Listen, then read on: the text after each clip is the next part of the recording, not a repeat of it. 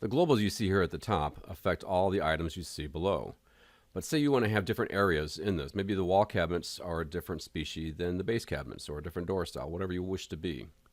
So what we're going to do is create another area inside of this order here. I mean, we could make another room and separate the walls and base from each other, but sometimes it's nice, especially for item ordering and numbering, to have everything all in one room. So first I'm going to rename the current one from 1, because every order needs at least one area. And we're going to rename this to wall cabs. It's 10 characters max. And I'm going to add another area. I'm going to call it base cabs. And I'm going to copy the current area's globals. If I leave this blank, if I don't click on it, all the global options will be blank for this brand new area. But when I select this, they will be copied. All the existing ones, the order comments, all of this information will be copied over to this new one. You'll see that here in a second. Click on OK. So now I have 2 tabs up here. One is advanced for wall cabs, one is advanced for base cabs. Let's just change one thing just so we can see the difference between them.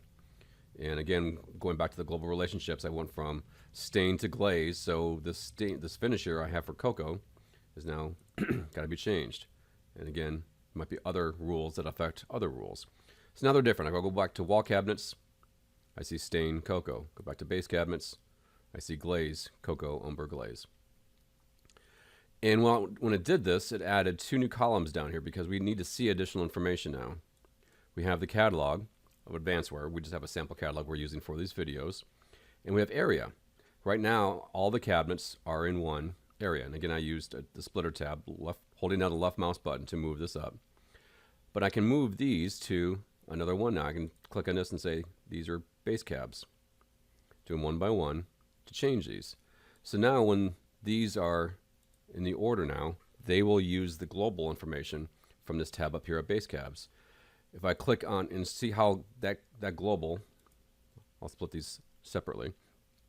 Right now, base cabs is highlighted. If I pick on like the W3312, it's in the wall cabinet section. So now it switches, this tab up here switches to wall cabs. So when you click on the cabinet, you're always seeing the area information for the global information for that particular cabinet.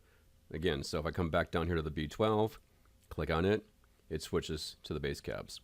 So these, I keep on going, but these 2 cabinets are now part of that. And I can choose that before when I enter a new cabinet. If I insert a row here,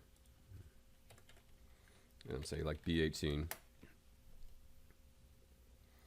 same thing, go back and choose base cabinets to fill it in. If you wish to switch a lot of cabinets at once from one area to another, you can highlight them.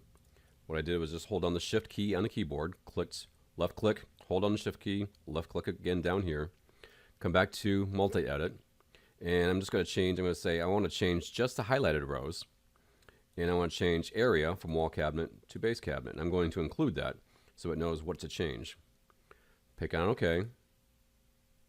Wait a few seconds, and now all those cabinets have changed from wall cabinet area to base cabinets area. This makes it a lot easier in order to make that change.